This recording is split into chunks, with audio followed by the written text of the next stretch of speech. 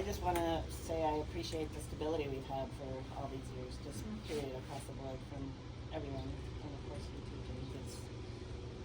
It's University of New Management, of course, said UNM always was, so it's nice to be in a university situation where it can be calm for a period of time, because it's very destabilizing when it's not. So thank you for your leadership during this time, and for being a great partner in all the horrible things that I have to commiserate with them about. So thank you. Thank you. Let me say two things. One about Francie in general, and the second about my first. I think it was my first meeting with you. One, of course, is that Francie and the people in her office is so important for the work that they do, supporting our students, faculty, and staff in really difficult situations. And you know, it's in some ways it's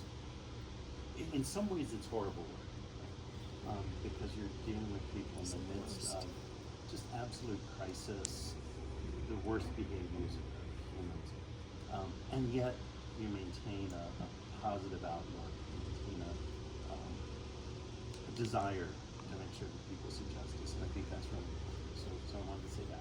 But I do want to. So the first time I met with Francie, and I don't remember who else was with you. I really don't. But we had a meeting within the provost conference room. I don't know if you know what I'm going to say. There's so many things you could say. We had a meeting in the provost conference room, and Francie, maybe it was Heather. Maybe.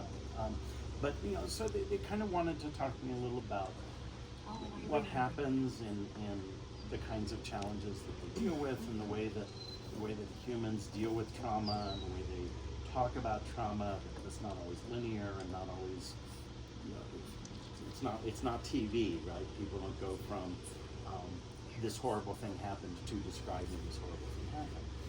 But there's protective mechanisms that lead us to talk about these challenges. And so you guys wanted to kind of talk to me about that, and that was super helpful. But the thing I remember about this meeting is, it was probably, I started July 1. And July 4th, my brother and I went to the July 4th celebration out at Balloon Fiesta Park. And it was hot, and the sun was beating down, and they literally had like 5-gallon buckets of sunscreen. And so my brother and I thought, we wear sunscreen in New Mexico. So when I met with Francie in that first meeting, I was wearing sunscreen every day that I came into work, and I was just slathering it on.